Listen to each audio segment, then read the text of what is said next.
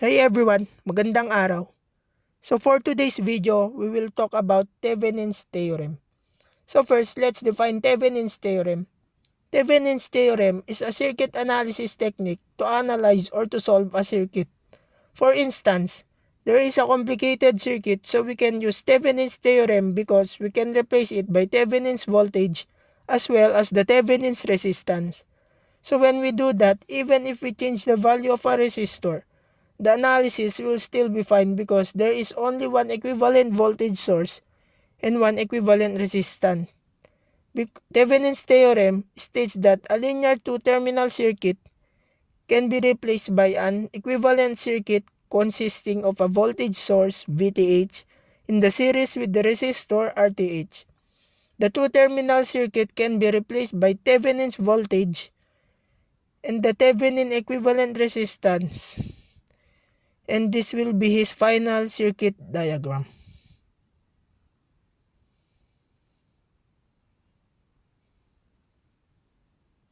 So, pag Thevenin's theorem ang gagamitin, ganito ang kakalabasan ng kanyang circuit. At itong two linear ay pwede nating palitan into equivalent voltage and also the RTH that is connected into R load.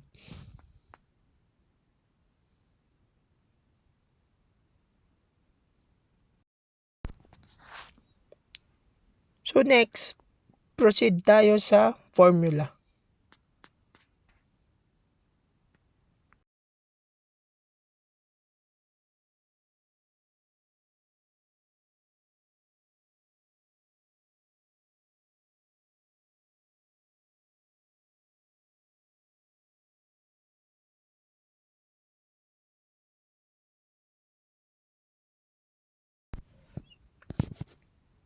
So, we can get the current at R load using this formula.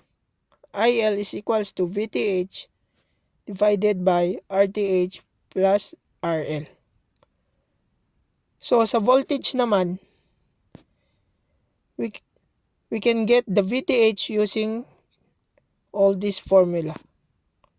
VL is equals to RL times IL. And the other one is RL divided by RTH plus RL times by VTH. So, ito ang mga formula na ating gagamitin sa pag-solve ng ating circuit using Thevenin's theorem.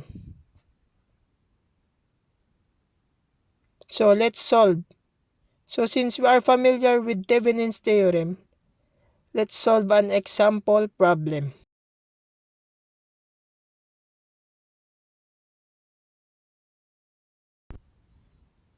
So, let's solve now. This is the problem. Calculate the current that is flowing through the load resistor RL. Determine the Thevenin resistance and the Thevenin voltage. Once we do that, we would simplify this circuit like this. This is the Thevenin voltage and these are the Thevenin resistance and R load, which I forgot to write, and that is 6 ohms. And in this form, we can easily calculate the current flowing through the load of resistor. So let's find the RTH. We need to redraw the circuit. We're gonna replace the independent voltage source with a short circuit, and the dependent current source will be replaced with an open circuit. And we're gonna draw the leftover from point A to point B. So we're gonna take out the load resistor. We will calculate the equivalent resistance of the circuit from point A to B. Notice that the 5 ohm in parallel to the other 5 ohms resistor. So the equivalent resistance of those two resistors will be 1 over 5 plus 1 over 5 raised to negative 1. These two resistors are in series with the 9 ohm resistor. So we can add 9 to the Thevenin resistance, and that is going to be 11.5 ohms. So next is to calculate the Thevenin voltage. We're going to get rid of the load resistor because what we need here is an open circuit. Next, we need to calculate the voltage potential between point A and B. We're going to apply this zero potential volt. That's going to be the potential point B. And let's call this point C since we have an open circuit here. After we remove the load resistor, there is no current flowing through the 9 ohm resistor. So let's erase this one because we need more space to solve the Thevenin's voltage.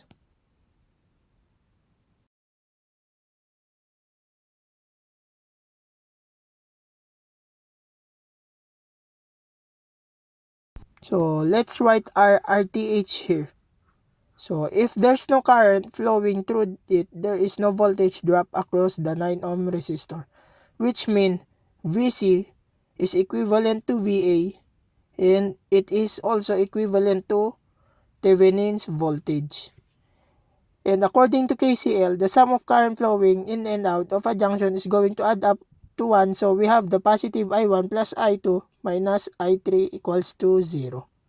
Now we know that the current is equal to the voltage divided by the resistance base on Ohm's law. To solve, the voltage across this resistor is going to be 40 volts minus the potential at point C divided by the 5 ohm resistor. I2 based on the current source of 3 ampere. I3 there's no current flowing through the 9 ohm resistor, so I3 is flowing through the 5 ohm resistor. I3 is gonna be the potential at C minus potential at B, 5 ohm resistor. So let's multiply both sides by 20 to calculate the VC. So 20 divided by 5 equals to 4. And it is multiplied by 50 minus VC, and then 20 times 3 equals 60. And 20 divided by 5 is 4 times the VC minus 0. So that's going to be negative 4 VC equals 0. So 4 times 40 is 160 minus 4 VC plus 60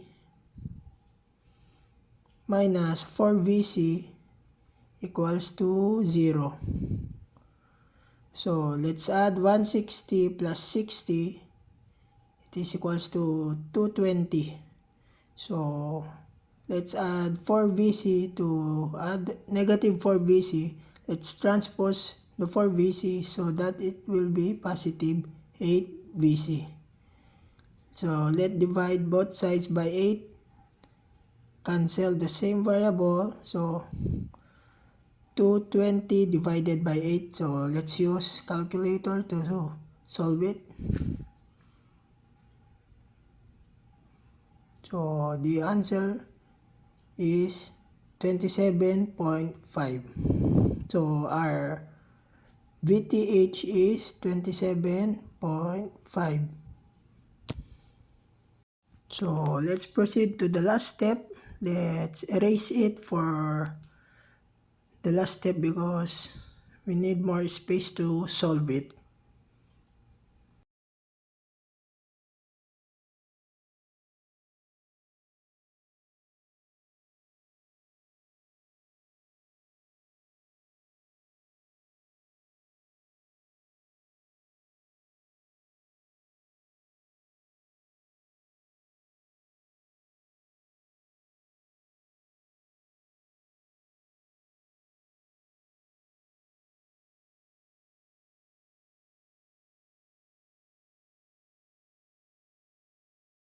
So let's draw the simplified circuit.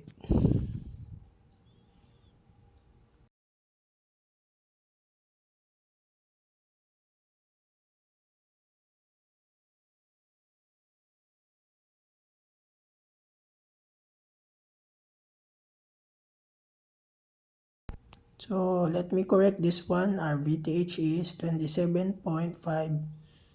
So let's put it to our circuit. Our VTH 27.5 volts. Our RTH 11.5 ohms, and last our load, which is 6 ohms.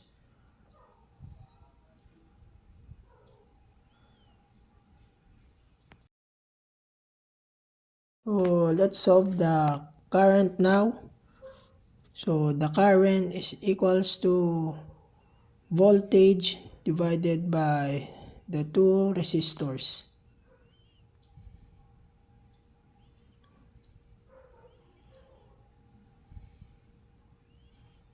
So our VTH is 27.5 divided by 11.5 plus our R load 6 ohms.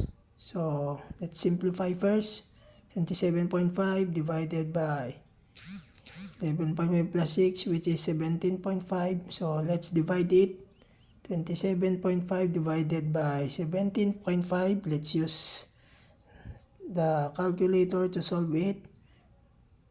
So our current or our IL is 1.571 ampere. So this is how you solve circuit using Thevenin theorem. I hope you learned something from this video, and thank you for watching. Have a nice day.